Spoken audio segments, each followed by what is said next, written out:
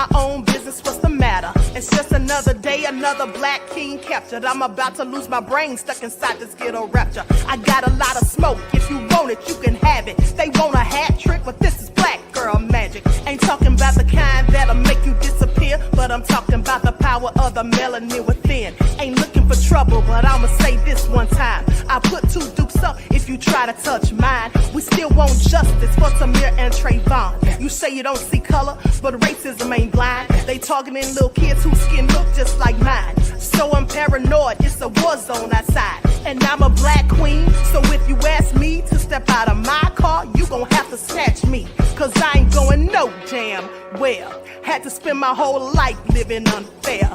Ancestors got my back and they right here.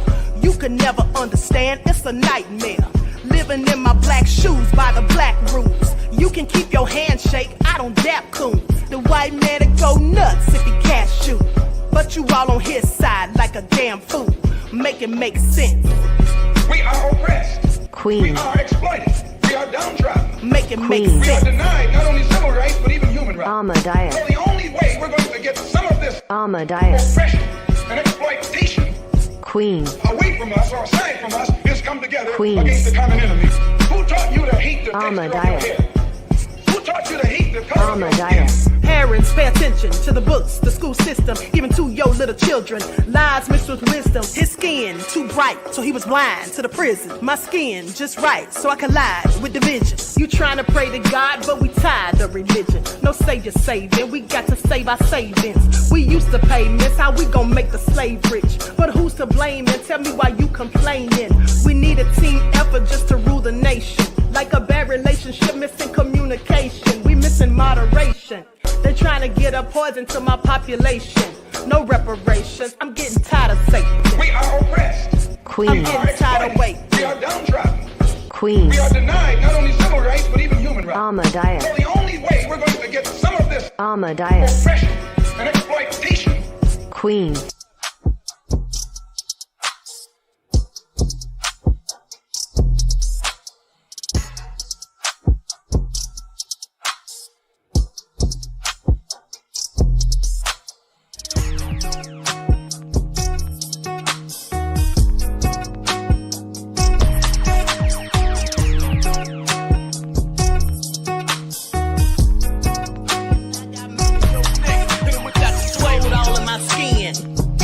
In my blood, kings all in my circle. You touch one of mine and you're done. They show no love for the queen. Why you hating on me? Is it cause I'm free and I got Malcolm X in my jeans? I got dreams like King Luther, shed blood like Kunsa. You ain't helping my people, I ain't got nothing to say to ya. I want all the smoke like hookah. Talking reparations, America won't be great until they give us compensation. I'm like, I'm the hottest right now. See a bunch of lames out here trying to jock on my style. They be doing too much. I'm the queen, it's too easy. It's like they all in Popeyes, how they be talking so greasy. I just sit back and laugh while these haters get mad. So nefarious how they don't want my pockets with cheddar. I tell them they can do better. These snakes in the grass can leave a bite on your ass, cause y'all be trusting too fast. I got my foot on the gas, other one on they necks. Dropping receipts on haters, you better show some respect. I'm never facing regrets, we only facing the threat. This is the sound of everyone welcome. It's a cut on the gas, other one on they necks. Dropping receipts on haters, you better show some respect. I'm never facing regrets, we only facing the threat. Running through every challenge like a relay, break no sweat. It's a cold game, so I got that blanket with me. Now that my people awaken, ain't no going to sleep. I do not play by my piece, this time I'm playing for keeps. You talking slick, but when I see you like them ends, we gon' meet. And I got gold all in my skin, God all in my blood, kings all in my circle. You touch one of mine and you're done. They show no love for the queen, why they hating on me? Is it cause I'm free and I got Malcolm X in my jeans, and I got gold all in my skin, God all in my blood, kings all in my circle. You touch one of mine and you're done. They show no love for the queen, why they hating on me? Mom, give me one of them chips.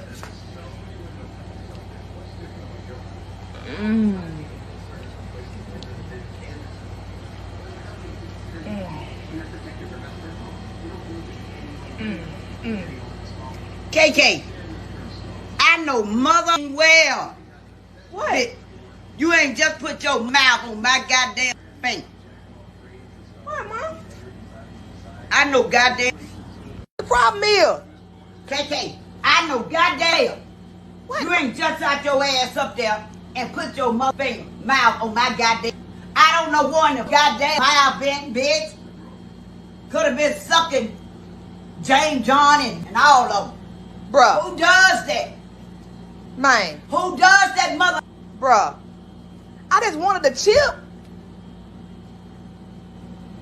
KK, that wasn't no good option for you to come on your ass way over here and put your mouth on my goddamn finger.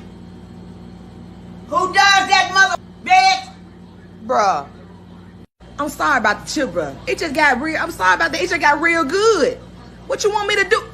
I ought to get up and wrap your mother ass. Bruh. That's what the fuck do. Putting your goddamn.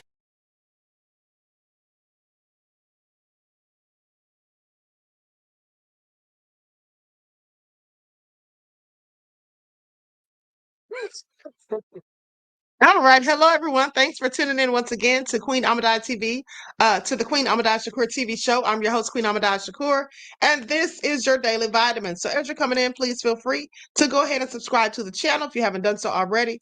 Be sure to click that notification bell and click the word all so you're notified each time the Queen Goddess goes live. Okay, so likes up, everyone. Please like and share. Thank you in advance. Okay, so I just realized something after I got off the last live. Hold on for just a second. I got to change this thumbnail real quick. Okay, so I just realized that I didn't even tell you all about Jay-Z, what he said about the whole Kendrick thing in the Super Bowl, because he issued a statement. I forgot to tell you all that on the last broadcast. Okay, so I'm putting that in the title here. And so now we'll talk about it. Likes up, everyone. Please like and share. Thank you in advance. Okay, hello, Re-Educated Soul, Anita Harrell, Mr. Elevation, Miss AP, the Prince of Paraphernalia, that Crazy Beach Aries. Tonio Bluehawk is here. All right, let's get into it. Claudette. Shout out to my moderators putting in work. Buckhorse DC, Cherokee Descendant Dale, Ben Cephas is here. Brand Slayer TV. All right, let's get this party started. So that all been said, first things first, let's talk about Jay-Z's statement that he issued in support of Kendrick Lamar, who was announced to be performing at the Super Bowl halftime in 2025. Okay, Jay-Z issued a statement of support after Kendrick Lamar was announced as the person to perform at the 2025 Super Bowl halftime.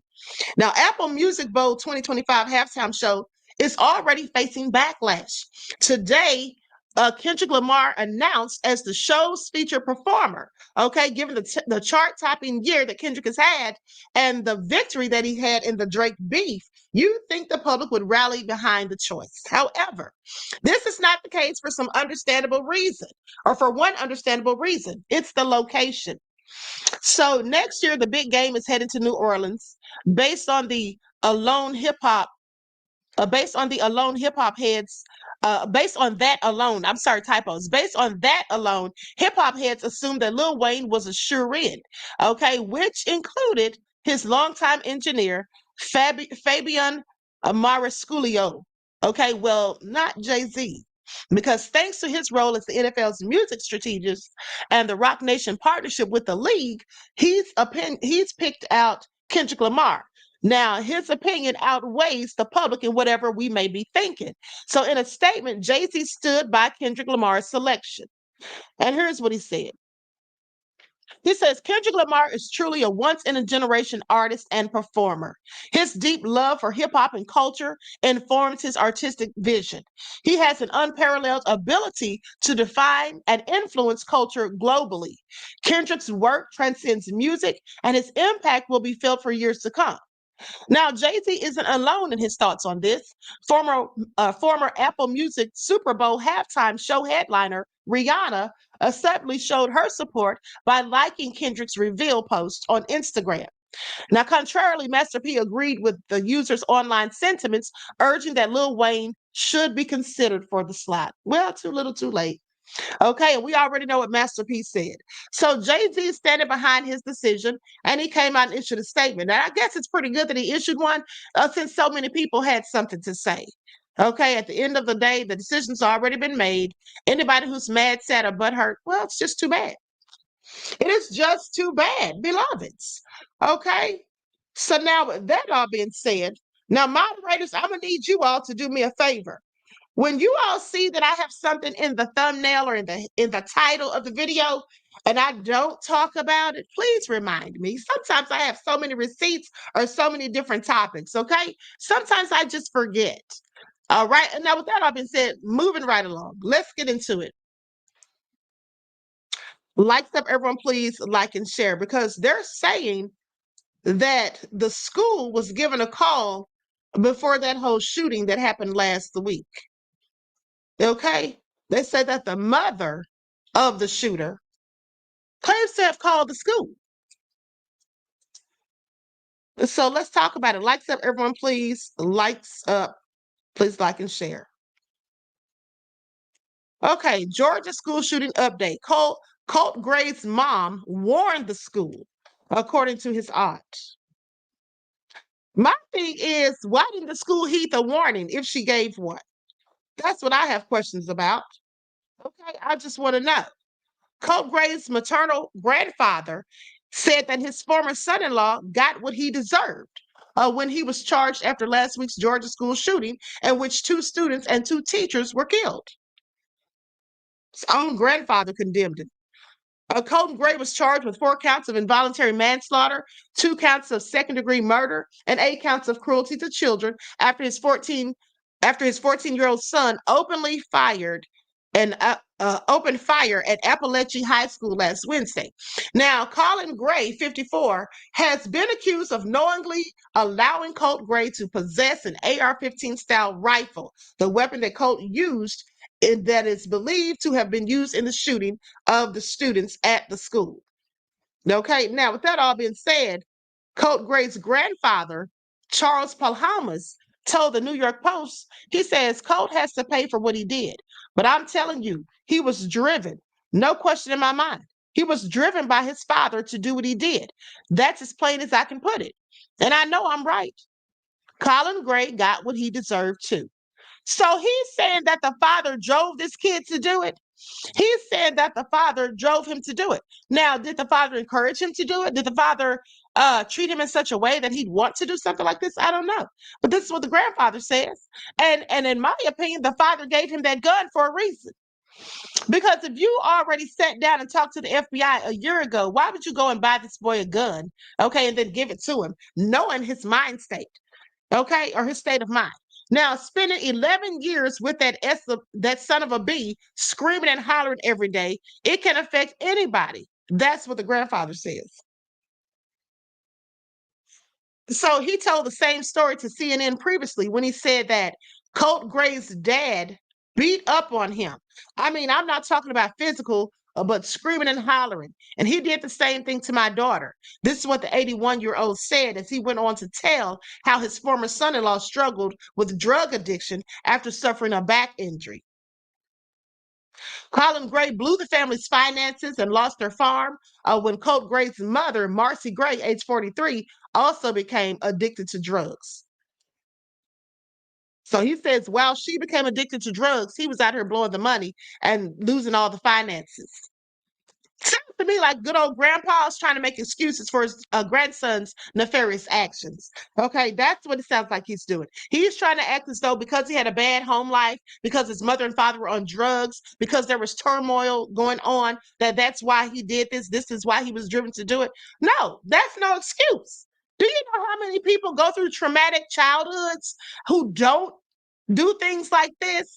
And usually if someone is so traumatized by things that are going on in their life that are bothering them so much, they think about taking themselves out, not other people. Okay, so please pay attention. Now, it goes on to say Marcy Gray reportedly has a criminal record of her own, which includes drugs, drug use, property damage, and all of that, according to the police.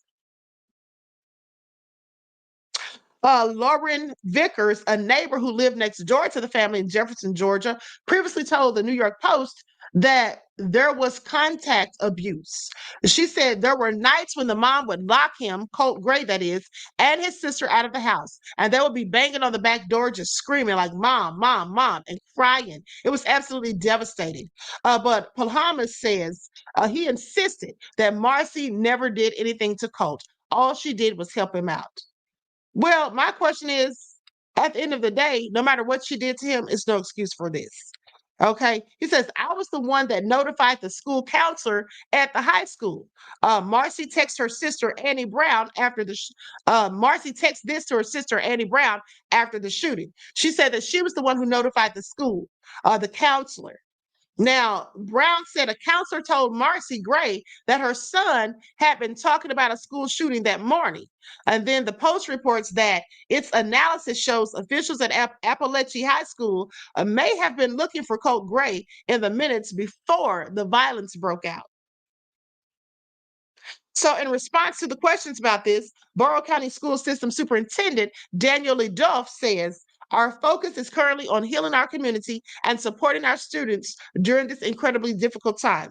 Now, in one of the Georgia Bureau of Investigation's most recent updates last week, the agency says that Colin Gray was arrested on multiple charges. Earlier on September the 5th, he knowingly allowed his son Colt to have the weapon. Saying this is a very difficult time for students and parents, and many are afraid. You've likely seen reports of incidents of other students making threats today at various schools around the state, in each of these incidents, police took charge and made arrests as they took the matter very seriously. So it just sounds like all these kids just doing the most and acting crazy. And I believe that there are children who don't look like me from what I've seen. Okay. That crazy beach area said we don't need any excuses. No, we don't. They're always trying to minimize these things when it's someone who looks like them. Either they'll say that it's mental health issues. Now they're wanting to say it's a bad home life. The mother and father were on drugs. Well, I'm sorry. That didn't pertain to the Black children who grew up in the 80s when crack was, in fact, an epidemic in the Black community and was allegedly put there by the CIA.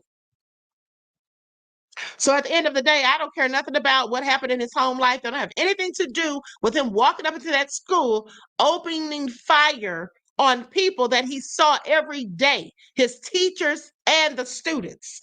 Okay? So that's not an excuse as far as I'm concerned. All right? That's not an excuse. And if the mother called the school that day, someone asked in the chat, why did they even let him go to school? Someone asked on the other channel, why did they even let him go to school that day if they knew something was going to happen? And that's a good question. Why would they have allowed him to go to school? Why wouldn't they have searched him before he went to make sure that he didn't have the rifle on him? Okay? I have a whole lot of questions at the end of the day. Now, likes up, everyone, please like and share. Thank you in advance. And maybe that's why the mother hasn't been arrested as well.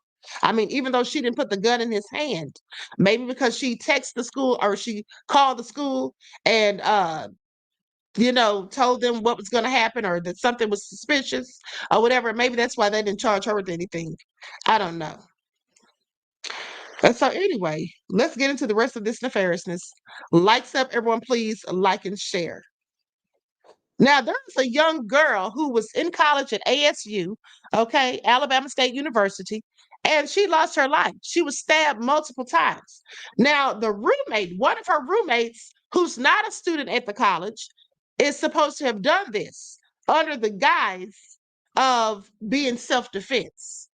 Now, I have a whole lot of questions just from the information that I have reached. It doesn't sound like self-defense. It seems to me like this roommate who did this may have actually been harassing this student, Tiana Dye, for quite some time, as well as other people in the house. So let's get into it. Likes up, everyone, please like and share. Thank you in advance.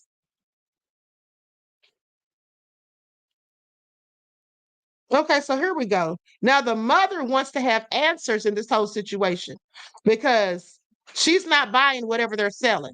I'm going to play this video. Likes up, everyone. Please like and share.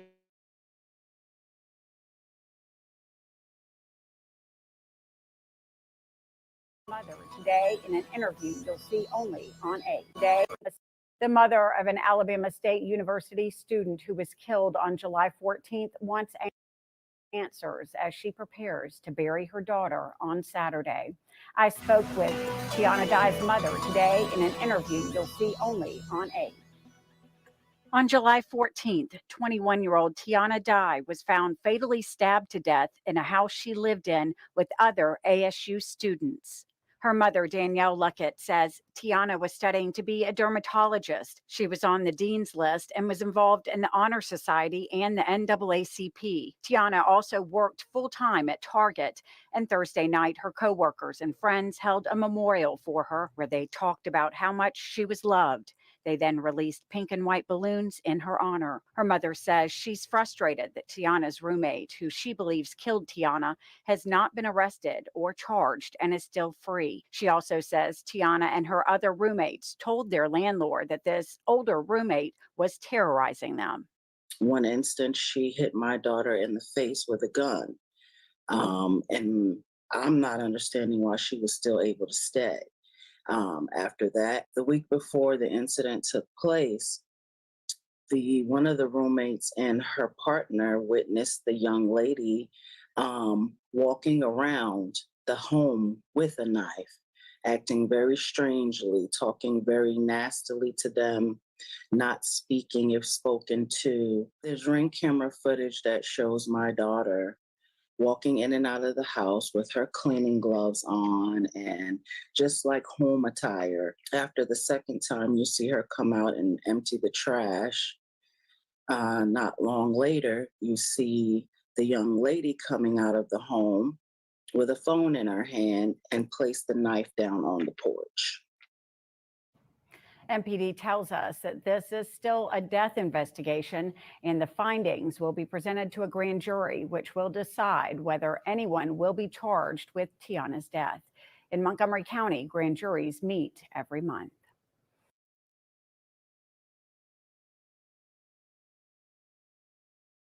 Okay, so this all sounds real sketchy as far as I'm concerned. Now, they say that she had previously beat her or hit her with a gun. Why wasn't there a police report? Why didn't she file charges? I have questions. And why did the landlord continue to allow this person to stay there? Why, first of all, was she rooming with students who were in college? And she wasn't in college herself. She was much older than them. But hold on, let's go to this other report.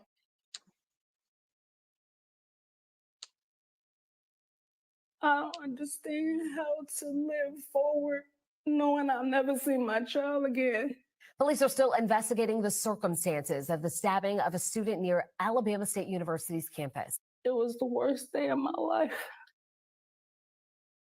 And it still is. It's been 3 days since Danielle Luckett's daughter, Tiana Dye, was found dead, stabbed in the chest, and she says it hasn't gotten any easier. I don't understand how to live forward knowing I'll never see my child again, ever. 21-year-old Tiana, who was studying biochemistry at Alabama State University, was living in off-campus housing during summer classes. Luckett got the devastating call Sunday about her daughter's death. Montgomery police are still investigating what happened, and while they have not made an arrest, Luckett has a suspect in mind. They haven't done their due diligence. My daughter shared everything with me. Luckett shared with me Ring camera footage of someone leaving a knife on her daughter's porch. We won't show it because there's been no arrest. Police have not named a person of interest, and that's why Luckett can't wrap her head around why whoever stabbed her daughter is free. So she's not giving up her fight for justice. This does not seem like any accident or self-defense. I see my daughter as being murdered and it being intentional, and something has to be done. She is approached by Miss Lee, who shoots her in the head, and then when she's on the ground, shoots her in the back. A mother shot.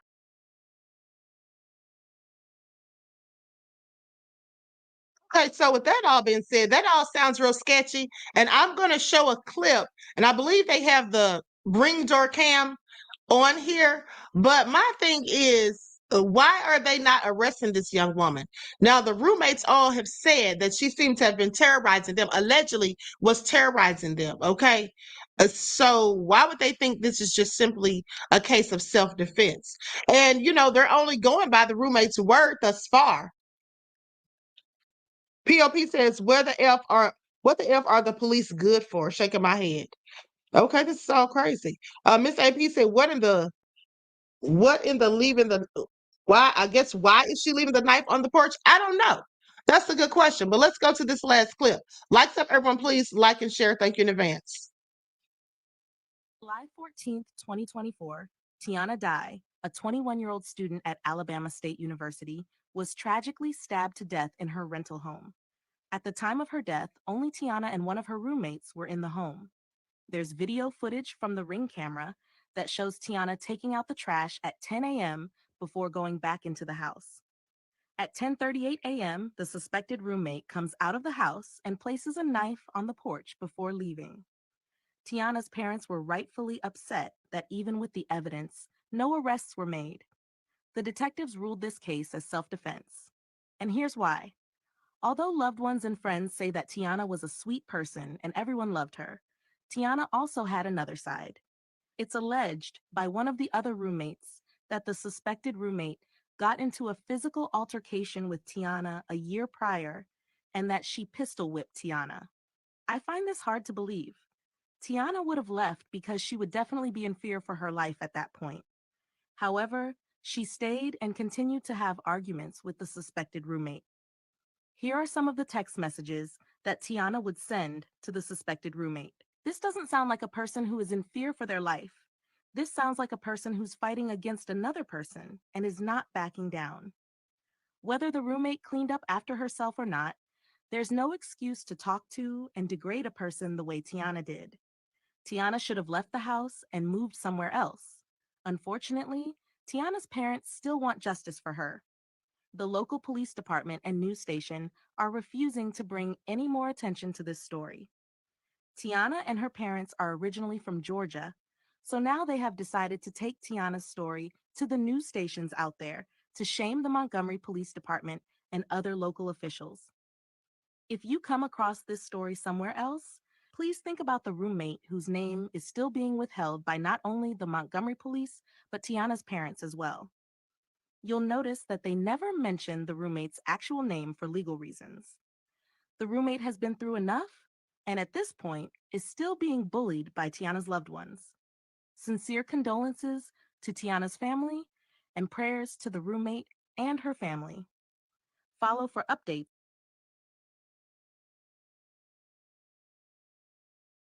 Okay, so to me, that person sounds real stupid. And the only reason I played her TikTok is because she had the video camera.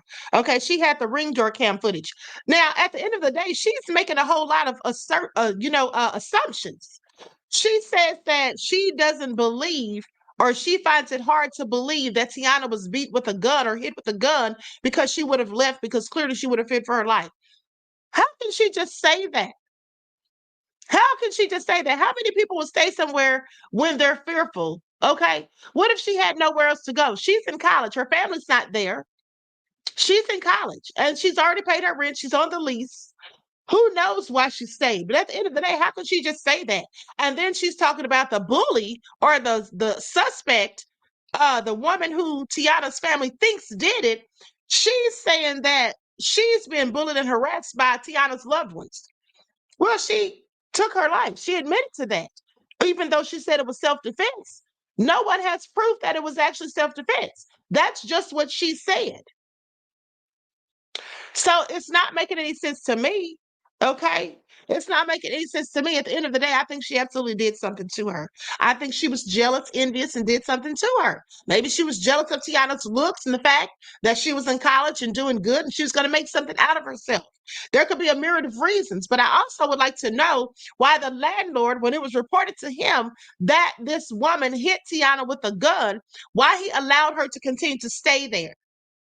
Okay, now some people have alleged, and I can't substantiate this claim, but some people have alleged that the young woman that is the suspect as far as Tiana's family is concerned.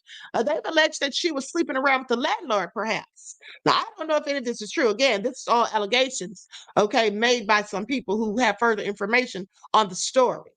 Okay, so I don't know, but it all sounds real sketchy at the end of the day. I think she did something, and I don't think it was because she was in fear of her life, and I don't think it was due to self-defense. Okay, that's what I don't think. All right, so likes up, everyone, please like and share. Thank you in advance. Now let's talk about this little 6-year-old who stabbed his 2-year-old brother. DCFS caring for 6-year-old who fatally stabbed 2-year-old brother. What is going on here? So a 2-year-old is dead after he was stabbed to death by his 6-year-old brother in Joliet.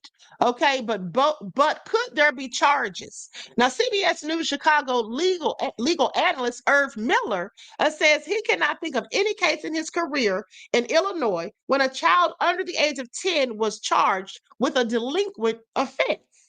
Let's say the Department of Children and Family Services is involved in this investigation to guide police on exactly what to do next. Now, it was a somber Saturday in the South suburban neighborhood. The minds of those in the 2700 block of Fairway Drive were swirling. And everyone is just heartbroken, says Samuel Barnett, outreach team lead for Illinois Youth and Family Services. Police say that the 6-year-old boy stabbed his 2-year-old brother with a steak knife inside their home on Friday. The mother and grandmother were at home when it happened. First of all, where did he get the knife? I just have questions. Why was it within his reach? Now, the mother called 911. They say, our hearts go out to this family because, in our opinion, everyone in this incident is a victim. This is what Sergeant Dwayne English with the Joliet Police Department says. Now, Miller says that the 6-year-old cannot be placed in a detention facility or jail, which is the case for any child under the age of 10 in the state of Illinois.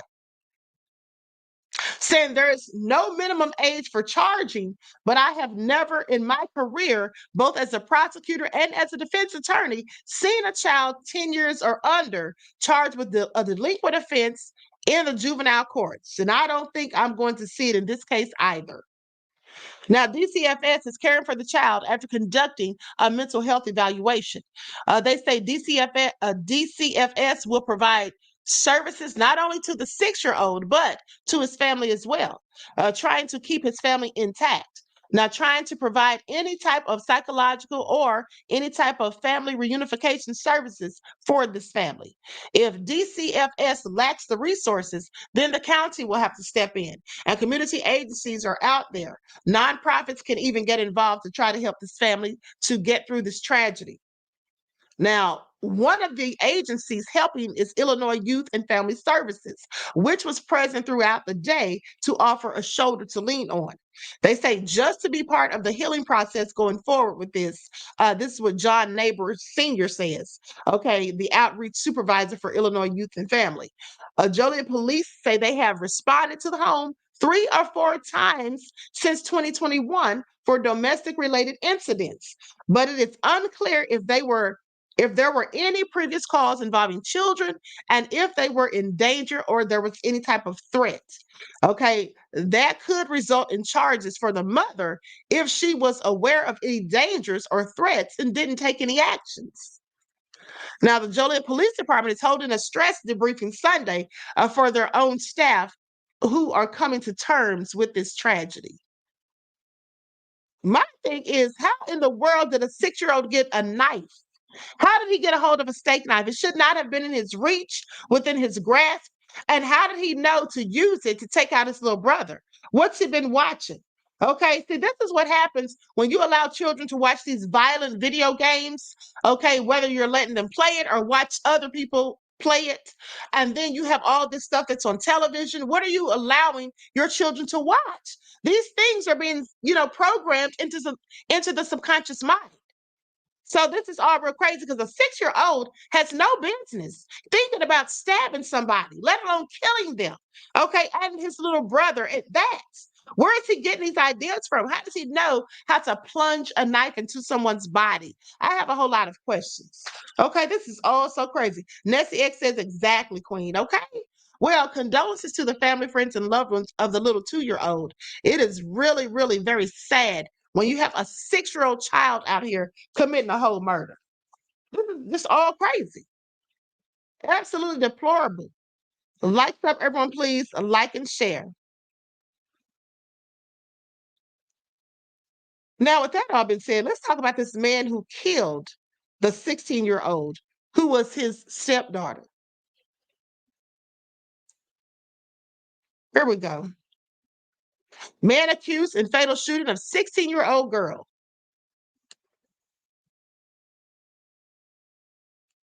This is all so crazy, including the Ferris. And I want you all to pay attention because one thing that I thought was interesting about this whole thing is the fact that um,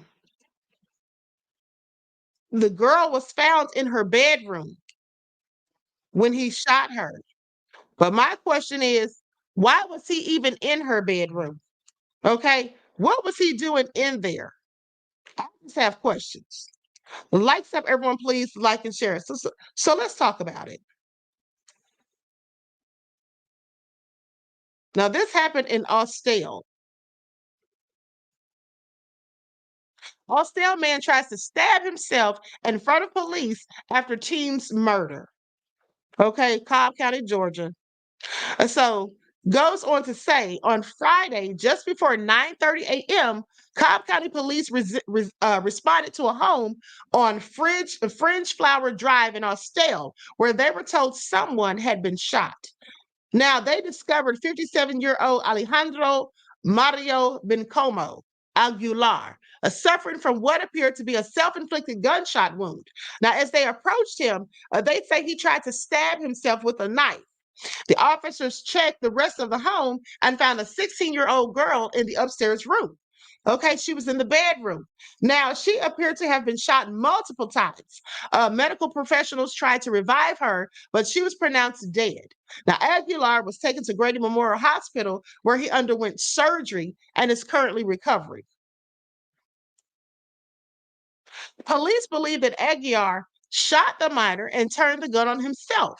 Now, he was charged with murder, aggravated assault, and cruelty to children in the first degree. They say this is an ongoing investigation, and anyone with additional information is urged to call the Major Crimes Unit at 770-499-3945. This is absolutely deplorable. So with that all being said, here's what they say in this other report. Man shot 16-year-old Cobb County girl several times before shooting and then turning a knife on himself. Okay, so I'm going to share this so you all can see it. Likes up, everyone, please. Like and share. Thank you in advance.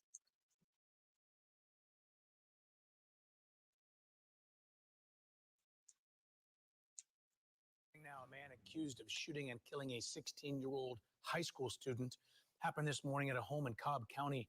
Channel 2 had the only news crew at the scene as detectives gathered evidence. And Channel 2 Cobb County Bureau Chief Michelle Newell with us live on Fringe Flower Drive today. And neighbors heard screams and gunfire. Yeah, Justin, one neighbor told me he heard gunshots. Another neighbor told me she heard those screams. Police rushing right to this house where they found a 16-year-old girl shot to death. Multiple sources telling me the suspect is the victim's stepdad. As families were just beginning to start their day. I heard something, but then the next thing I heard was like screams. 2 pops. A home on Fringe Flower Drive in Cobb County became a crime scene. I heard a car pull off screeching, and then when I looked out the window, I seen the police backing up real fast. Police say someone shot and killed a 16-year-old girl inside this home. Officers arrested the suspect at the scene. Detectives walked in and out of the home, collecting evidence, searching for clues. Police say the victim and suspect knew each other, but the motive is unclear. Disturbing. It's very disturbing. Makes me feel horrible. I feel bad for the little girl. You know, I've seen her walk in and from school and stuff like that. I saw them bring the little girl out. Adrienne Lyles told me her daughter attends Pebblebrook High School with the victim, but she doesn't know her personally. It's very sad, upsetting of everything that's going on in this world anyways. They got school shootings and everything going on right now. So that's just another add-on to something that's very sad. And back out here live at that home, still an active crime scene that students who live in this neighborhood are having to see. We haven't gotten the victim's name just yet. We're waiting for police to get that to us, but I did reach out to the Cobb County School District. Haven't heard back yet. It's unclear what charges that suspect will be charged with. Of course, we're working to learn the very latest. Reporting live here from Cobb County, Michelle Newell, Channel 2 Action News.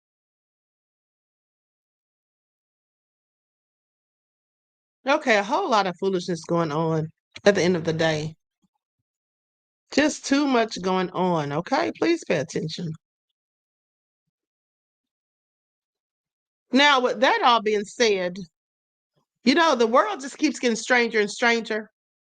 You have more nefarious crimes popping up out of nowhere on a daily basis. You have children killing other children. And then a 6-year-old killing a 2-year-old. Now, that's got to be the youngest child that I've ever heard of killing somebody. That's got to be the youngest age that I've heard of a child killing somebody. What about you all? If you've heard anybody that age or younger prior to this story, please let me know. Because I find this all very crazy. Okay? Find it all very crazy. Now, let's talk about this woman who they say lay in wait so she could take out another woman. Here we go. Likes up, everyone, please. Like and share. Thank you in advance.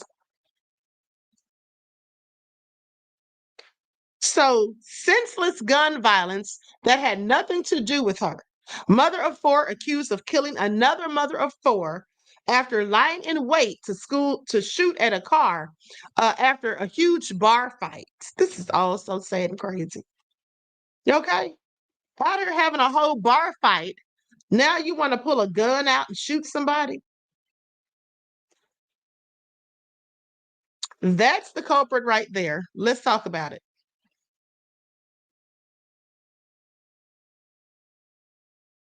So a New Orleans woman is behind bars after she allegedly lay in wait for a group of women to leave a bar before following them in another car and then opening fire and killing one of her targets. Okay? One of her targets was killed. Now they go on to say that during the early morning hours on Sunday, September the 1st, the New Orleans Police Department responded to a call about a car crash near the corner of Bowden Street and South Solomon Road in mid-city in the neighborhood. Okay. Now they say at around 2:45 a.m., officers and paramedics arrived to assess the damage, determining the car had flipped after being riddled with bullets and then slammed into a fire hydrant. 4 victims were treated for gunshot wounds. They all survived. Now, Frances was rushed into a nearby hospital. She succumbed to her wounds later that morning. Later discrepancies arose over the other victims, however, with family members saying most of the survivors were only hurt by the crash. That nothing else happened to them. They were simply hurt by a crash, she says. Now, Mark is believed to be the shooter and was arrested in a hotel on September the 4th in Chalmette. Okay, a census-designated place located just a few miles due east of the 9th Ward in bordering St. Bernard's Parish, according to the New Orleans-based NBC affiliate WDSU. Now, the defendant was transferred to Orleans Parish the next day, according to her jail records. In the court records obtained by the publication Time Picayune, I hope I said that word right, police alleged that Mark was involved in a knockdown, drag-out brawl with fists between two large groups of women between 1:56 and 2:02 a.m. Okay, on the night in question outside of the Shamrock. Now, surveillance footage cited by law enforcement alleged that it shows the defendant scampering off and returning to the vehicle and then running to the far end of the strip mall's parking lot. Then, in less than a minute, Mark returned with a handgun, using the firearm to attack a melee participant and then striking her 5 times. It says a melee participant and striking her 5 times with force in the head and shoulders. After that, Mark left, according to witnesses' accounts, but police say she didn't go that far. So instead, the defendant allegedly got inside of a white Nissan Altima, waited for the dust to settle. And then some 15 minutes later, the idling car began driving in tandem with a black SUV that had arrived. Now, police wrote this in the affidavit, and they say the two vehicles circled the parking lot twice, then settled on a location to further wait for the victims outside, waiting for them to come outside nearby. Now, Mark allegedly called for the drivers of the SUV to come and get her. Okay, a witness allegedly told this information to police. Then, when the two vehicles had parked, she switched over into the SUV just before finally following the victims in their own car. This is what the witness says. Now, and then several shots rang out, a mere 2.5 blocks from Shamrock. It's unclear if Frances took part in the earlier fight, but in a GoFundMe over funeral expenses, the mother says that she was not involved. Court records obtained by WDSU New Orleans-based affiliate, ABC affiliate, says that Mark has been arrested for murder once before. Now, she was suspected of having killed her ex-boyfriend in 2023. Prosecutors ultimately decided to drop those charges. Now, I wonder why they were dropped. Was the boyfriend not cooperating with the police? Was he not trying to tell the details? I don't know.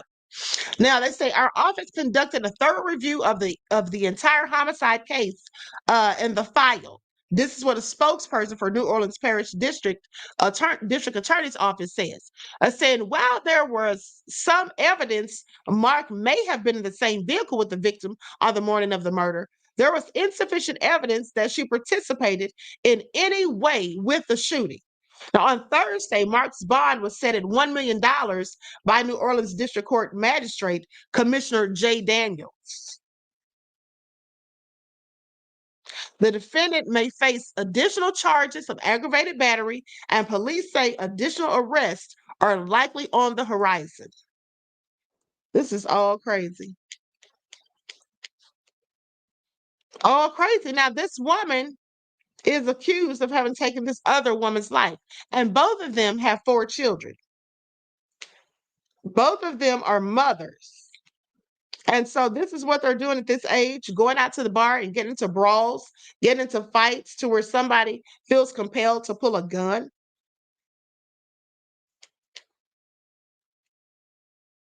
Likes up, everyone, please like and share. And here's the thing. Now, this is first-degree murder, because anytime you lay in wait, that's premeditated. You're literally sitting outside waiting for these people to exit the bar so you can take them out. Claudette says no regard for human life. Exactly. This is all so crazy. I mean, this woman wasn't thinking about her 4 children that she had at home. She was thinking, let me just risk it all and risk going to prison because I want some get back, because I want revenge, because somebody ticked me off. This is all so crazy. Like, do people really think these days before they take action? Do they really, think about the circumstances that come along with said actions? I have a whole lot of questions. That crazy Beach Area says, and she stalked them. Clearly. Okay, so this makes no sense. Curly Girl says she wonders if she has the mark of the beast. Honey, I don't know. But something is real strange. It's a whole lot of foolishness going on these days. And at the end of the day, it's not getting any better. Okay? They out at the devil's bewitching hours. Okay? Exactly, Sandra. All right, I have to agree. So, she's going to have to face the consequences for her actions at the end of the day. I mean, it's no talking your way out of this. And then you sat out there and waited. Now, while you were sitting out there, here's the thing. While she was sitting out there, she didn't have time to calm down, collect herself, you know, just decide to go on home and tend to her children. No, she chose violence, and for that, she is going to pay.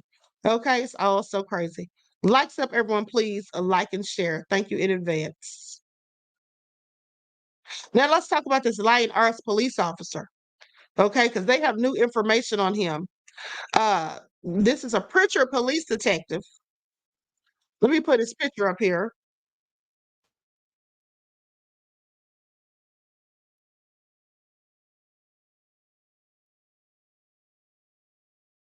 Okay, that's him. Now let's get into it because this police officer has been telling all these lies, falsifying reports, allegedly, okay, perjured himself on the stand, and all of this. And now, you know, this should bring into question every case that he's worked on. Please pay attention. The arrest of a Pritchard detective. Detective Jason Hadaway is accused of lying, charged with perjury. Now, we have the details on the testimony Hadaway gave under oath that possibly led to this arrest. All right, Fox News reporter Ariel Mallory has been digging deeper into this story. Ariel, what did you find out? Well, Elise and Shelby, according to these court documents, Detective Hadaway was questioning a man named Quinta Todd, and that Todd asked for a lawyer during the interview. Well, according to these documents, Detective Hadaway says Todd never asked for a lawyer.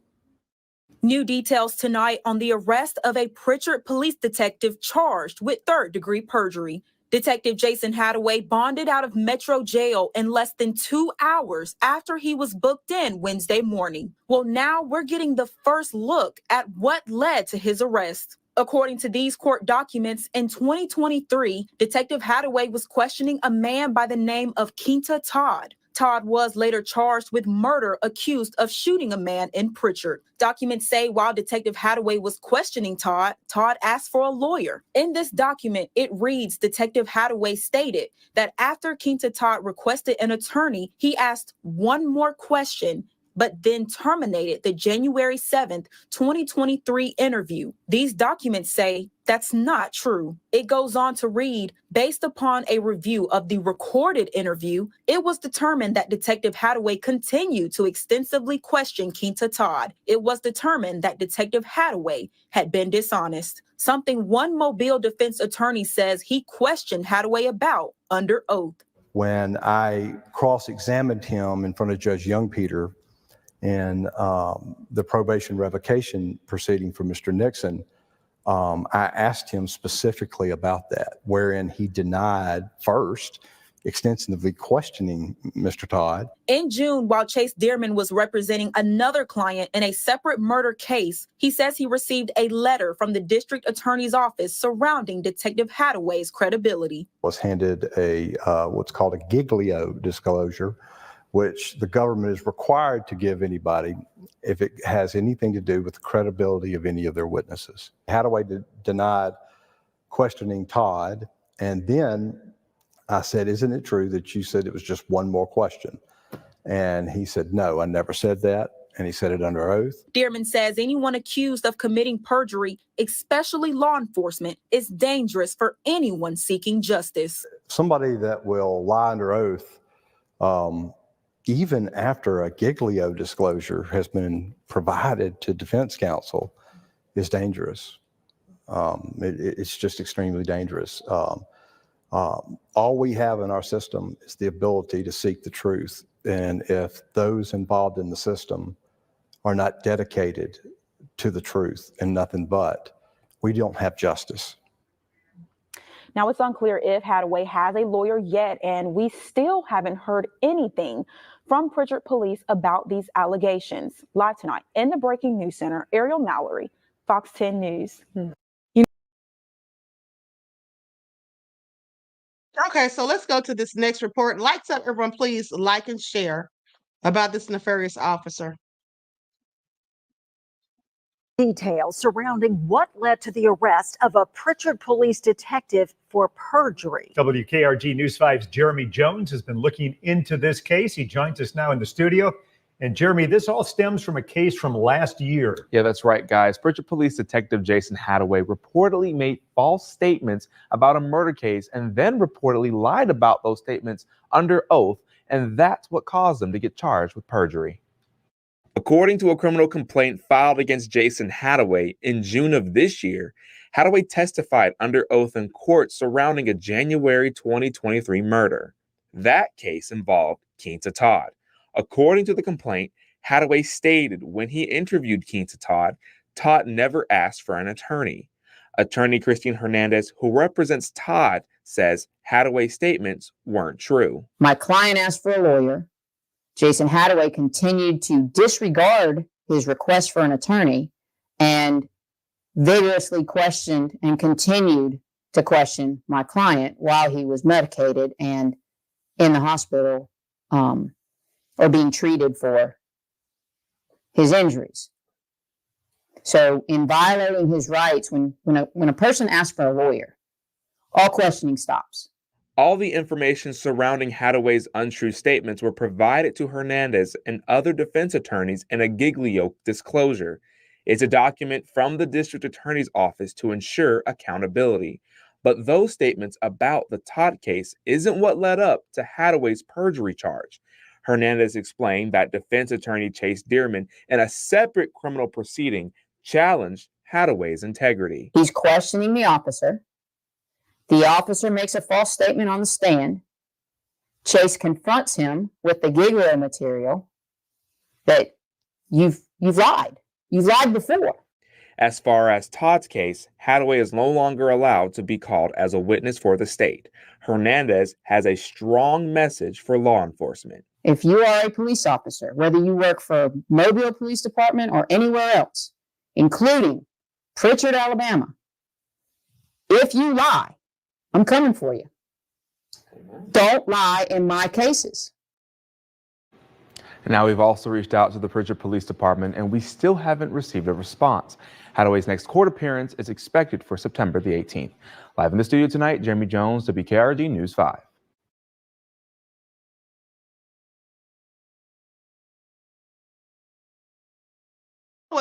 Now, with that all being said, the police were trying to defend this man.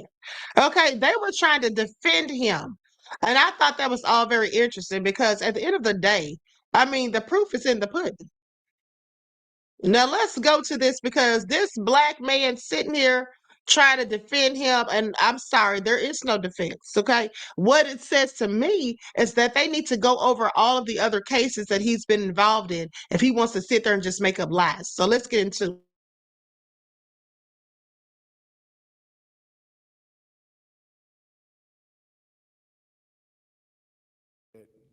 One, she's a defense attorney. She get paid to lie. Therefore, she wants to call somebody else a liar. So that was Pritchard Police Chief Walter Knight challenging a Mobile defense attorney. I want you all to pay attention. Now, he says the defense attorney gets paid to lie. Are y'all hearing this? Are y'all hearing this? The lady that was just talking, who was the defense attorney for Quinta Todd, who says that her client absolutely asked for an attorney. Listen, anytime you ask for an attorney, that's your right. Okay, that's one of your Miranda rights. As soon as you request an attorney, all questioning must cease. There's no longer a need for investigation or, interrogation. And anything said after that should be stricken from the record because it's not admissible. Because how are you going to sit there and make someone tell you something when they don't even have a counsel, when they clearly asked for one? Okay, so let's continue. This is all crazy. Last month while defending one of his detectives, Jason Hadaway. Just a few hours ago, Detective Hadaway was booked into Metro Jail accused of lying. He's charged with perjury. He bonded out less than 2 hours later. It's a story our Ariel Mallory broke early this morning online. All right, Ariel. So, talk about what the DA is saying about all this. Yeah, well, Denise and Shelby, District Attorney Keith Blackwood says his office has been investigating Detective Hadaway for the last month or so. The Blackwood says Detective Hadaway made false statements under oath that could have potentially been a crime. Now, this year, we've reported on the breakdown in communication between Pritchard PD and the DA's office, with Blackwood telling us back in April he had concerns about a Pritchard officer who was being dishonest that could jeopardize prosecutions. Well, he wouldn't confirm today if he was talking about Detective Hadaway. There are statements that were to prosecutors in this office, not under oath, that we knew to be just complete lies. Tonight, District Attorney Keith Blackwood speaking for the first time since Pritchard Police Detective Jason Hadaway was charged with perjury. The longtime law enforcement officer booked this morning, charged with third-degree perjury. Right now, the accusations are unclear. We went to Pritchard City Hall, but we were turned away with no answers. We're told the Mobile County District Attorney's Office initiated the investigation. Well, now they've passed it on to the Attorney General's office. District Attorney Keith Blackwood said they started investigating Detective Hadaway over a month ago after they knew he was making false statements to his office. For some time, we did not allow Detective Hadaway to sign felony warrants, and we took a look at that in our communication with the Pritchard Police Department that all the news covered earlier this year. Less than a month ago, we reported on Detective Hadaway after a murder case he was investigating was dismissed. According to court documents, a Mobile County judge dismissed the case after Hadaway was a no-show in court. Detective Hadaway cited a conflict for not being able to make it. It was the fifth time the preliminary hearing for the case was reset. Police Chief Walter Knight called a press conference to defend Detective Hadaway. I would have thought by him calling and letting him know that he's working another death investigation, that would have gave him a little leeway, not to even reset it. Just the court started at 9 o'clock, just to give him a couple of hours so he can get through with this investigation. The chief also disputed the words of defense attorney Christine Hernandez after she made allegations that questioned Detective Hadaway's honesty. I want y'all to duly note that, for one, she's a defense attorney. She get paid to lie.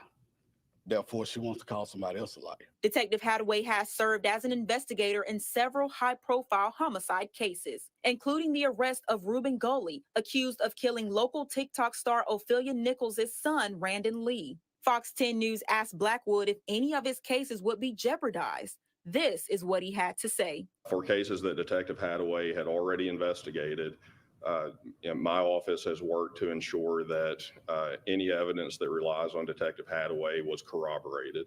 So these are issues that we're going to have to deal with in prosecutions that are pending right now. Now, Blackwood says the Attorney General's office will be prosecuting this perjury case. I reached out to their office for a comment, but have not heard back. I also reached out to the Pritchard Police Department. I was told a statement would be put out, but we haven't received anything yet. Right now, reporting live in the studio, Ariel Mallory, Fox 10 News. Christina Pereira Okay, so this is all nefarious at the end of the day. I want you all to pay attention. Now, it's obvious this man's a whole liar, and he's sitting here playing games with people's lives. Okay, having someone under murder charges, but he's sitting up here lying in reports. And then pay attention to how he didn't show up for court. And then the black police officer, he's sitting there trying to defend this foolishness, saying that he let them know, and so they didn't have to reset it. That was the fifth time it had been reset. Now, was that all due to Officer or Detective Hadaway as well? It likely was, because he knows that he lied. Okay, I'm guaranteeing you, he knows that he lied and then doesn't want to show up and be debunked. That's what it sounds like to me. And at the end of the day, that's likely why the judge went ahead and dismissed it. Okay, so now all these cases that he's previously worked on have to come into question. And I can't believe this black officer is sitting there trying to make sense of it all. You can't make sense of it, okay, because it makes no sense. All right, all crazy, including nefarious, honey. But you know what? People are getting exposed. Just like Cat Williams said in January, people are getting exposed. These judges, these corrupt officers, they're all getting put on blast, okay? I want you all to pay attention. Now, let's listen to this report right here, because they say, hold on. This mother stood on business when some pervert was trying to climb through her daughter's window. I want you all to pay attention. Now I'm going to go to the footage. Lights up, everyone, please like and share. Tried to climb through the daughter's window. Darn shame. These crooks are getting bold. Here, and that mother tells me she's been a CCL holder for years, but has never had to use her weapon until she says danger came climbing through her daughter's bedroom window. Even if this broken outside windscreen is ever fixed, the trauma for one family has already seeped inside of their South Shore apartment. This after a mother and a concealed carry license holder took action when danger didn't come knocking on her front door, but instead broke through her daughter's bedroom window. That motherly instincts kicks in as soon as something happens. It's like fight or flight. The mother who asked us to conceal her and her family's identities says it happened before 11 Saturday night. That's when her 18-year-old daughter had just returned to her bedroom after bathing. So I put the towel on, and then I run out my room. I ran right there. I'm like, yo, somebody's trying to come through my window.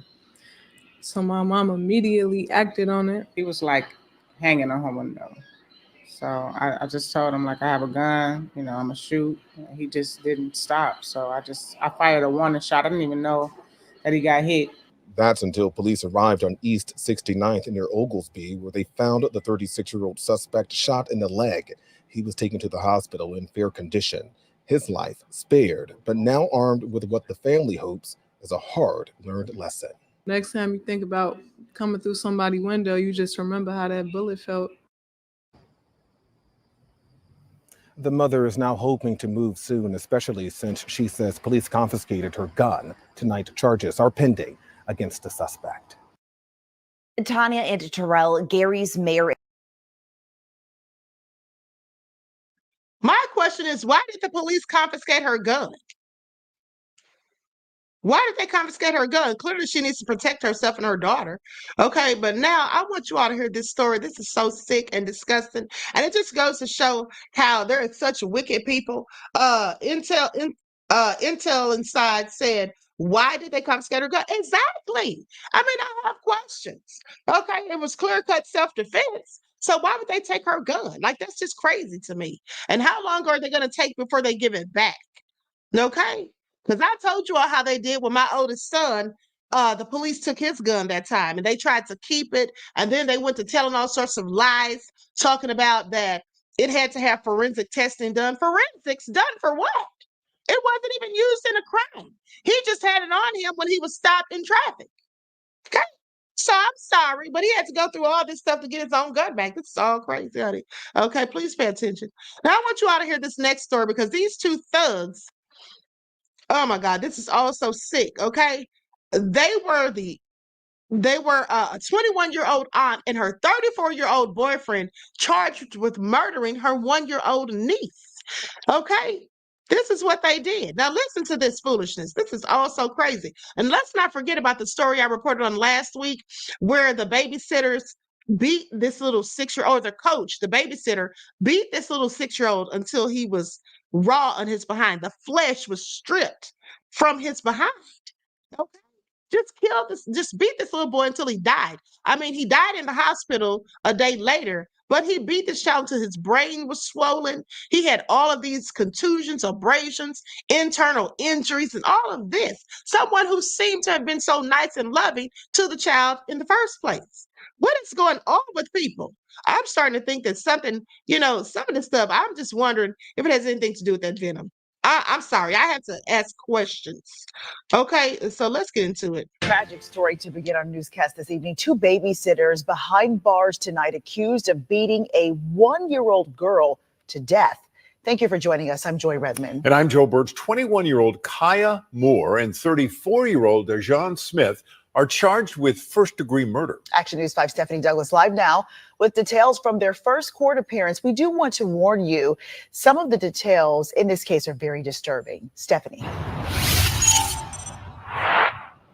Well, Joe and Joy, during today's court hearing, the judge granted the pair only a day to get an attorney. After the hearing, the great-grandparents of 1-year-old Callie Moore expressed how the past 3 days have been filled with endless agony.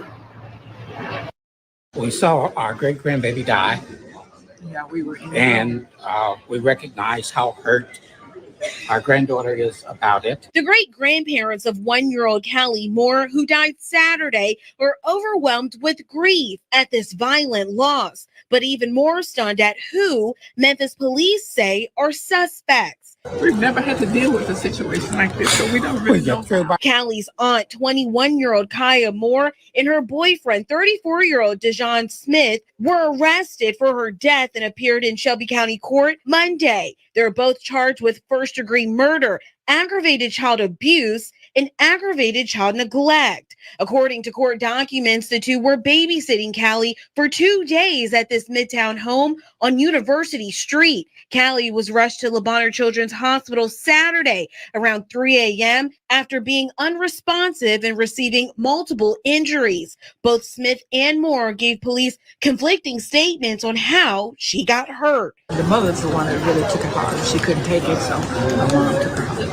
According to a doctor at Le Bonheur, baby Callie had multiple skull and neck fractures, a bruised kidney consistent with abdominal trauma, and blood in her lungs. Police also noted that there was no baby food in the home, and it's unclear if the baby had a suitable or safe place to sleep. Despite hearing the heartbreaking allegations against Kaya Moore, her family says there's one thing that will not change. All I can say is what I've said.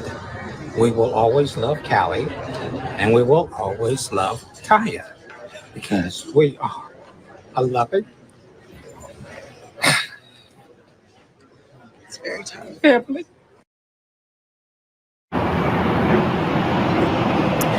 Well, Action News 5 discovered that 21-year-old Kaya Moore was out on bond after she was indicted on separate aggravated child abuse charges in 2022. She's expected to appear on those charges on August 29th. Reporting live from 201 Poplar, I'm Stephanie Douglas, Action News 5. Okay, I'm sorry, but I don't know how he's going to find it in his heart to still love her after she did such heinous things. And here's the sad story. Here's the sad thing. They say that the infant girl who was beaten to death by her babysitting aunt and the boyfriend lived around guns and death her entire life.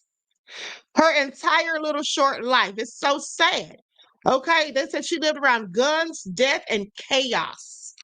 Now, Kaya Moore, 21, and her boyfriend, Dejon Smith, 34, were charged with first-degree murder after Moore's 1-year-old niece, Callie Moore, was found deceased. This is so sad. My question is, and here's a picture of the little baby. My question is, if there was no baby food found in the house, well, first of all, why were they giving this baby? And they said they didn't even know if the child had a safe place to sleep. So where's the mother and father of this child? And why did they let this woman and her boyfriend keep this baby? Did they not send food with the baby? I just have so many questions. Like, this is all just crazy to me. Beautiful little girl. My condolences to the family, friends, and those who cared about her, because clearly her aunt didn't. Clearly her aunt didn't. Now, it goes on to say, what is going on here? Okay, let me just show you all this picture. Let me just show you all this, and you all tell me what y'all think about it. This little child is sitting on the floor covered in money. Now look at this. What's going on here? First of all, there's the culprits. But look at this little girl sitting here holding all this money. Look at that.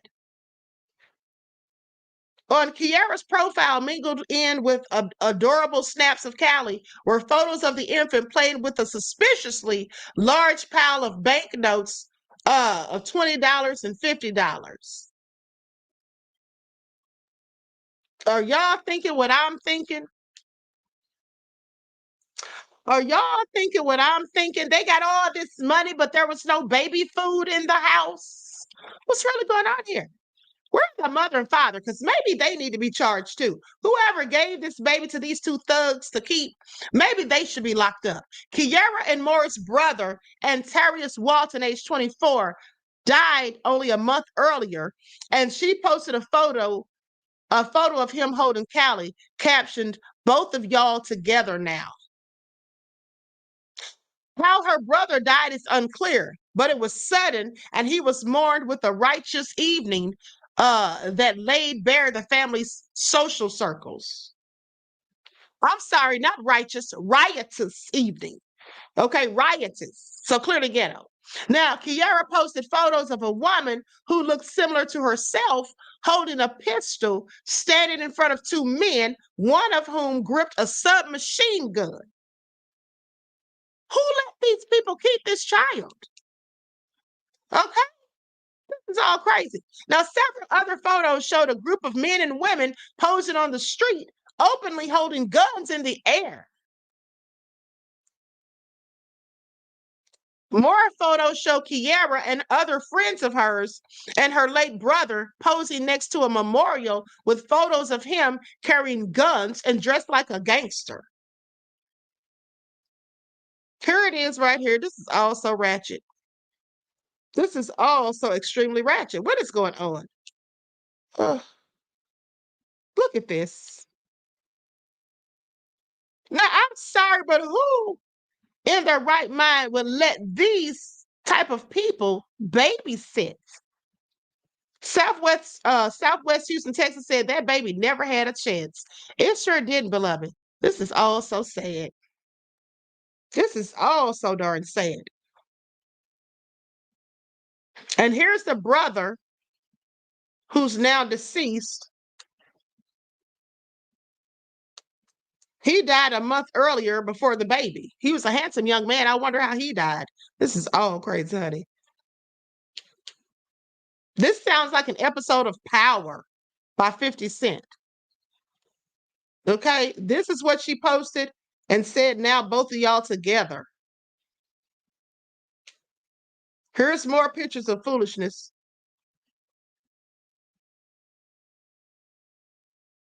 So I'm telling you, not nary a one of them could have kept my child ever. Okay, family or not, this is all so crazy. Now, elsewhere in her profile, mingled in with adorable snaps of Callie were photos of the infant playing with a suspiciously large amount of money, which I already showed you that.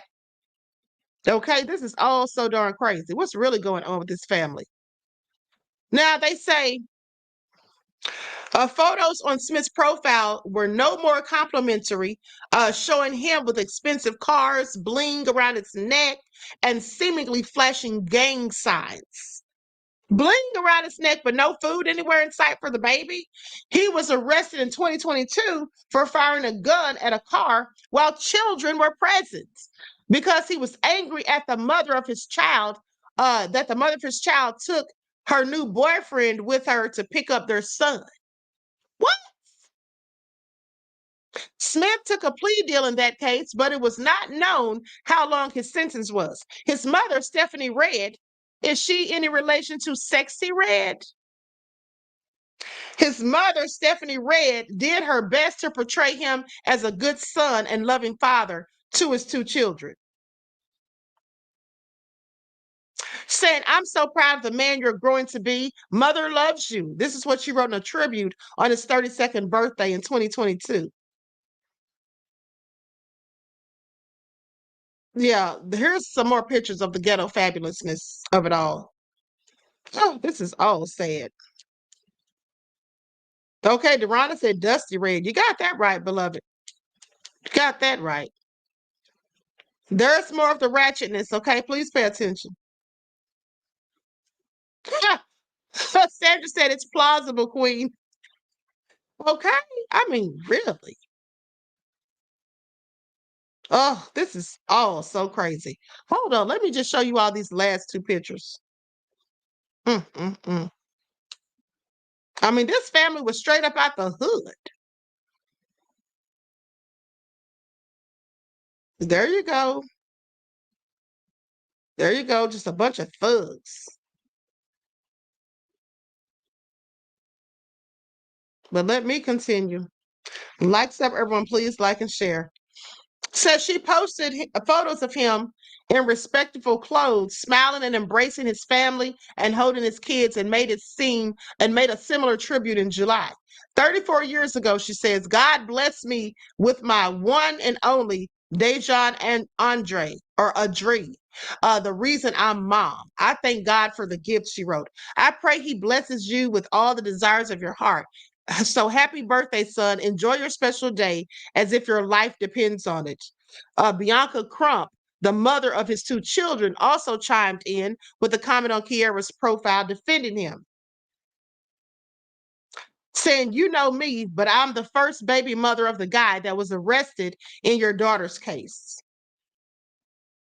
What is this? Lord, y'all, this is all crazy. Okay, let me just show you all this. I thought that was the last ratchet photo, but here is another one. Just look at this.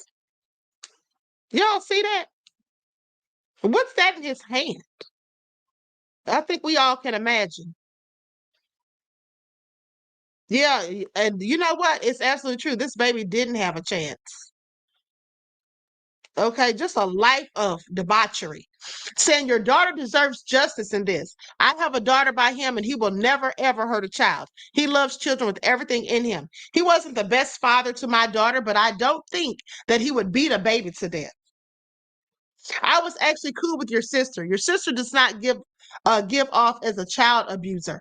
She has kept my son once before. Once? I'm so lost for words, and I've dried for this baby ever since I've heard the news. I think she meant cried, but she said dried. Okay, I honestly don't know who to believe, but justice will be served. Now, Kaya's past is not clean either, as she was charged with 4 counts of aggravated child abuse and child neglect in February of 2022 in a separate case that is still ongoing. But they let her keep children. They let her keep this baby. The alleged abuse caused serious bodily injury to a child under 8, though the details are unclear. And here's the mother, Smither's mother, Stephanie Red. She definitely looks like she could be kin to Sexy Red, aka Dusty Red. Okay, I'm sorry. Please make it all make sense.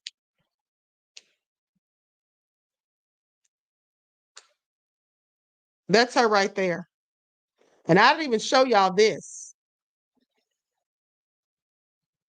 It's the ratchetness of it all for me. Anyway. So anyway, it goes on to say,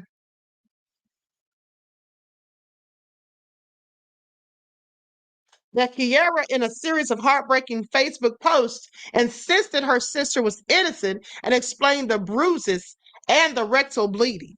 Please, my sister didn't do it. My baby has birthmarks on her back that never went away, and the rectal bleeding is caused from her being constipated. Say what? This is all. Are y'all hearing this? Constipated. Since when is anybody that constipated, specifically a baby? Let me continue. She said for her being constipated, Kiara explained that the constipation was so bad that she used Vaseline and frequently fed Callie green vegetables so she could go to the toilet. Oh, well, are there any doctor's reports about this? Because surely if this is going to this extent, you'd have taken this child to the hospital, right? To a doctor's office, right? And gotten some sort of paperwork to prove this. She says, my sister ain't did ish. That's just the ninja she lived with. Police declined to comment on her claims. Kiara left her daughter, who only turned 1 in June, with the couple about 5 p.m. on August the 15th in what was believed to be her home. Detectives found no baby food in the home on University Street in Memphis, and it was not clear where the baby was sleeping. Moore and Smith gave conflicting statements to police, blaming each other for Callie's death after they were arrested, as detailed in the charging affidavit. Smith claimed that he heard Moore yelling in the back room and the baby crying. Then he slammed Callie into the door walls and the wooden furniture 6 to 10 times. Now, you all remember, this is the same story that I reported on last week, but these are newer details. Because remember when I reported on this last week, what we heard from both of these idiots They were giving conflicting stories. And then he said that she slammed the baby into the furniture, wooden furniture, about 10 times. And I remember saying, if that's the case, what did he do? Just sit there? Didn't go to see what's wrong with the baby? He told police that when he asked her what she was doing, she said it was nothing and that the baby was crying too much and getting on her nerves. When Smith entered the room, he claimed that Moore stopped and he saw Callie was unresponsive and started CPR, a stop to pour cold water on her.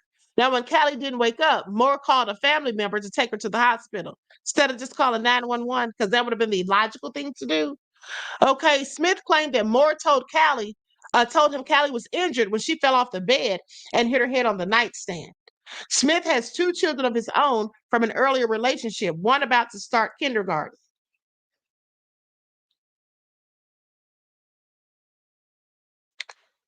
I'm not even going to show y'all the rest of these ridiculous pictures. Moore claimed that she went out and left Smith alone with Callie, and when she came home, the infant was unresponsive, and he refused to tell her what happened.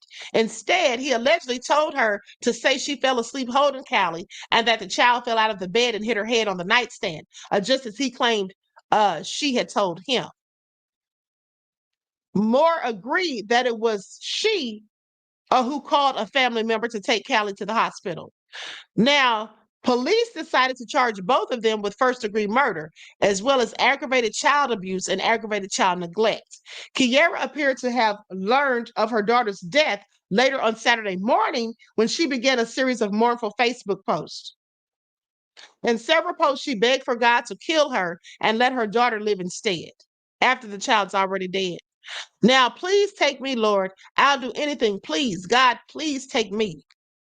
This is all, you know what? All of these people sound like they have something wrong with them, for real. I mean, this is just foolishness.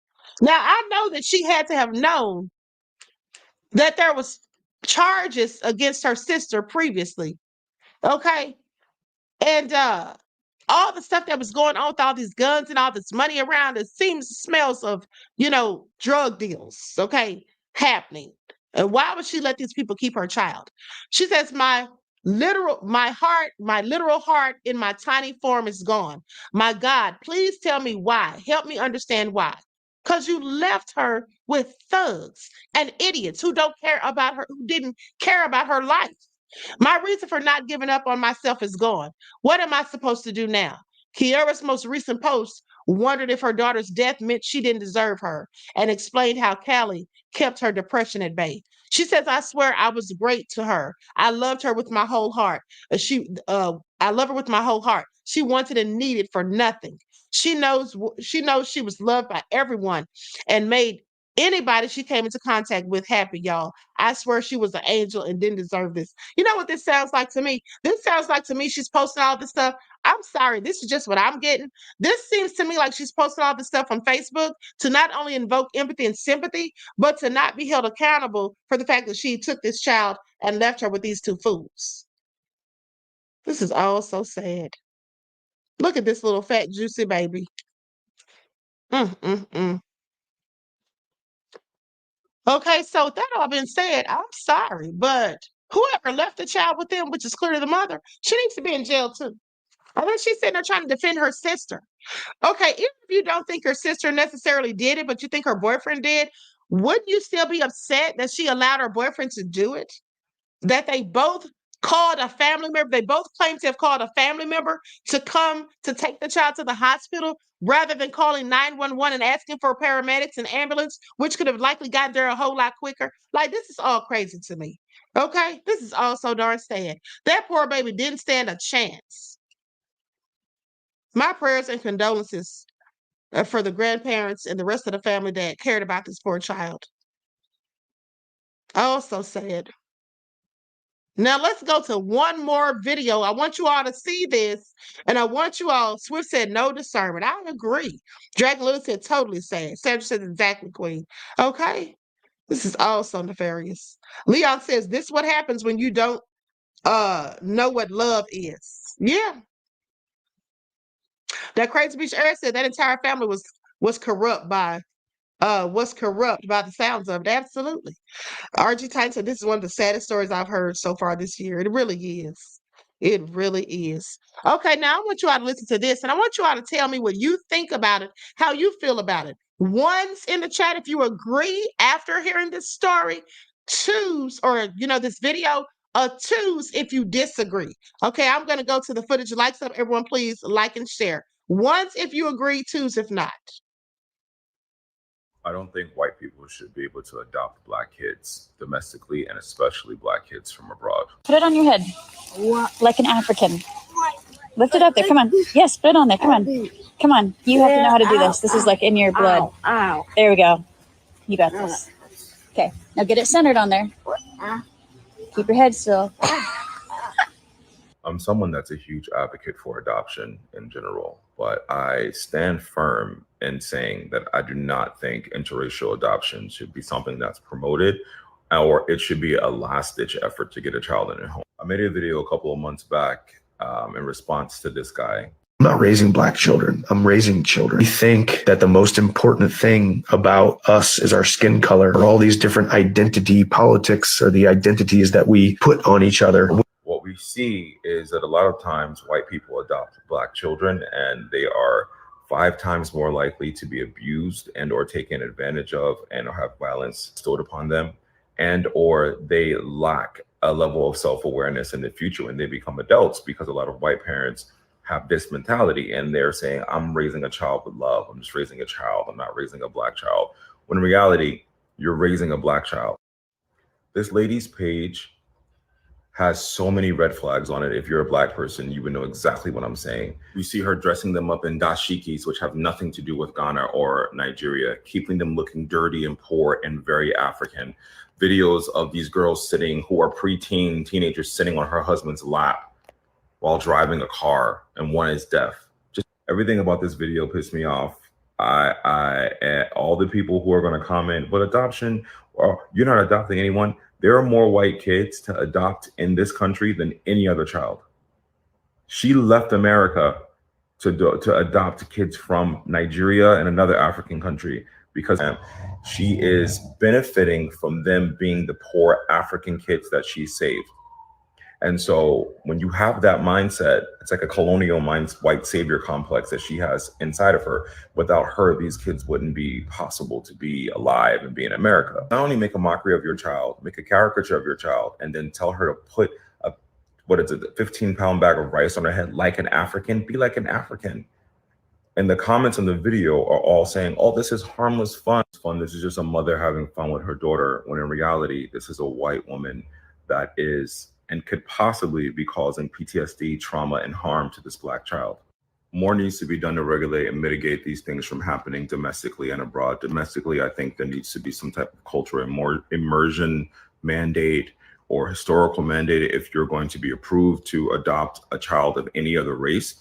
But particularly in this case, when it comes to black children from Africa or the Caribbean, we see a lot of people that go to Haiti and take kids because they're at risk and they're desperate. Or you have missionaries that go to Africa and take kids. You have those that go to Asia and do the same thing to kids in Asia.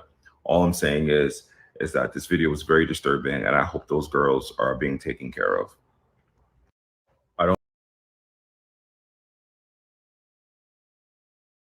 The video was disturbing. Okay, at the end of the day, I have to agree with him. That it's too much foolishness going on here. Why is she telling that child to put that big bag on her head? She's not an African. She's not an African. At the end of the day, okay, I want you all to pay attention. And she's making her do that in a public place. Okay, did y'all notice? She's making her do that in the store. Do you know how embarrassed that child had to be? And that's heavy. Did you see how big that bag was? You don't think that's possibly too heavy for her little neck to hold up? This is very crazy. Claudette said very disturbing. It absolutely is. It absolutely is. And then that man sitting there saying that he's not raising black children, he's raising children. No, you're raising black children. You're raising children who don't look like you, who have a whole nother culture than yours, okay, who are completely different. So he's not going to teach them. Just listen to what he said, and you will know that he's not going to teach them a darn thing about their own culture, okay? He doesn't want to put labels on them, is what he said. So why didn't he go get kids that looks like him? If we don't want to be judged by our skin color, from what he said, if that's not what he wants to do, if he doesn't want people to be defined by their skin color, why didn't he go get kids that look like him? I'm sorry, make that make sense. Okay? Let's not forget about the woman and her girlfriend who adopted all those children, 5 of them, I believe it was, and then drove them off of a cliff. Okay, y'all remember that story? Let me tell you something.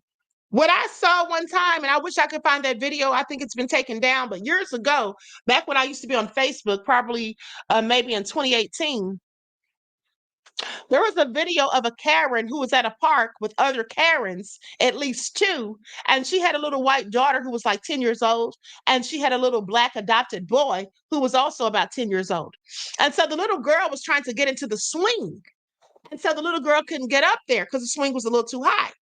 So she comes over and tells her mother Karen, and her mother Karen tells the little black boy, go help your sister get into the swing. Now, sounds like nothing wrong with that, because I'm expecting him, because he's taller, to go over to the swing and help her by pushing her up or whatever. No, he goes over to the swing, gets down on his hands and knees, and the little girl steps on his back to get in that swing. Now, of course, you know that wasn't the first time that's happened, because he immediately fell down on hands and knees, and she immediately stepped onto his back as if he were a step stool or a ladder. With that all being said, that seemed to have been commonplace. And then you could have heard Karen and her 2 Karen friends. They were just laughing and giggling and said, oh, look at him. He's such a sweet boy. He's helping his sister. They didn't see anything wrong with that. Okay, I want you to pay attention. They didn't see anything wrong with that. And just like the video that we just listened to, when she told the little girl to put the rice, the big bag of rice on her head, or whatever was in there, I think it was rice. Well, there were comments, he said, in the comment section, where people were saying, oh, that's just a mother having fun with her daughter. How the hell is it fun for someone to make you publicly humiliate you, embarrass you, by telling you to put that big ass bag on your head? How's that fun? Did the little girl look like she was having fun? Did she look like she was laughing? See, this is what I'm talking about. Yeah, Sandra, making a mockery. Exactly. So that's all crazy. So no, I don't agree with it. I absolutely don't. I think it strips Black children of their culture, out of their cultural identity, of being able to rise into their true selves. I think that it can be humiliating for them in instances, because here's the thing. People who've never been through what you've been through, who don't look like you, how do they know how to relate to the things that you go through? I saw a video where a woman had adopted a Black child, and that Black child came home and was complaining about racism. She brushed him off. Like, no, there's no racism. You're just seeing things the wrong way. You're just, making too much out of this. Basically, I'm paraphrasing, but that's basically what she told the child. Didn't want the child complaining about racism because the child lives with her and she's white. So if that child's complaining about white people being racist, then in her eyes, as far as I'm concerned, the child's complaining about her. So no, don't say that. I want you all to pay attention. Right. Dark-skinned brother said they will never understand our suffering. Exactly. DSB. Exactly. So, this is just all real crazy. I don't agree with it at all. It's just been too many bad scenarios. And then I have to ask myself, why would you want to go and adopt a Black child when there's so many little white children who need adopting? Why would a Black child be your first choice? I have questions, okay? I agree with what he said about having the white savior complex, like I came to save the little Negroes. Okay. But there's a much more sinister reason for why some of these big time Hollywood actors and actresses go over to Africa to adopt those African children. People like Madonna, Charlize Theron. You see how their kids turned out? Y'all think that's a coincidence? Let's not forget the time Madonna posted pictures of her adopted children who are Black on social media, and she had watermelon in front of them, made it look like they were wearing a slice of watermelon. That's the kind of stuff that some of them do. Now, I don't find it cute nor funny at the end of the day. Why would you adopt these children so you can mock them? And let's not forget that Madonna's son is now transgender, and then Charlize Theron's son is also transgender, or her daughter now. But at the end of the day, she claims that this child told her that he wanted to be a girl when he was 3 years old. that he used to put on her dresses or something like that? What does a 3-year-old know about what they want to be and what they want to do? At the end of the day, I'm sorry, but don't most 3-year-olds play dress up and they don't even know what they're doing, what they're putting on? Okay, as far as I'm concerned, she planted that seed in the little child's mind so that child could be like her little toy, okay? Something that she could take around and show off. That's what it seems like to me. Now, I could be wrong, but I could be absolutely right. All right, so with that all being said, I'm going to conclude this broadcast. I want to thank you all for tuning in once again. Please like and share the video. Subscribe to the channel if you haven't done so already. Okay, don't forget that I'll be live on the spiritual channel today at about 6:15. Okay, so I love you all to life. I appreciate you all. And each one teach one. That's how we grow and thrive. Do something productive, constructive, but never destructive. And always remember, beloveds, to keep the Most High first in your lives. Peace. Hey,